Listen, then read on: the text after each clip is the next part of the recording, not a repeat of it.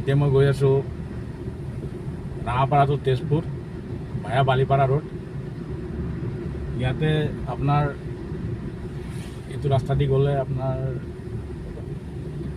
Dangerous এটা ঘটনা এটা হয়। এতিয়া মই দেখাম আপোনালোকক। এইটো এটা ফাইন কাটে ইয়াতে। ইয়াত আপোনাৰ ধৰি লওক যদি স্পীড লিমিট 70 ইয়াত লিখা আছে, এই 70ৰ ওপৰত গুচি গ'লে এই গাড়ী এখন আপোনাৰ ইণ্টাৰচেপ্টাৰৰ বাহন এখন ৰখি আছে।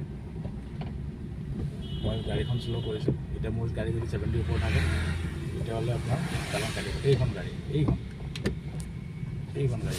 ৰখি আছে। এইখন গাড়ী ৰখি আছে, এই যে ইণ্টাৰচেপ্টাৰ বাহন। এই বাহনখন আপুনি যদি 70ৰ ওপৰত গুচি যায় তেতিয়াহ'লে আপোনাৰ মিছন চাৰিআলিমান পাওঁতে আপোনাৰ 2000 টকা আপোনাৰ মেছেজ আহি যাব। মোৰো হৈছে দুবাৰমান। গতিকে এইটো ৰাস্তা দি আহিলে আপোনাৰ সাৱধান।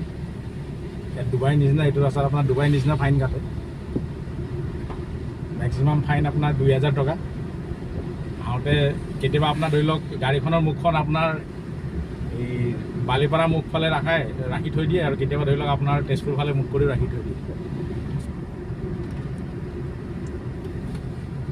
গতিকে সাৱধানে চলোৱা ভাল, নহ'লে আপোনাৰ পকেটৰ পৰা 2000 টকা কাটি লৈ যাব। Safe journey.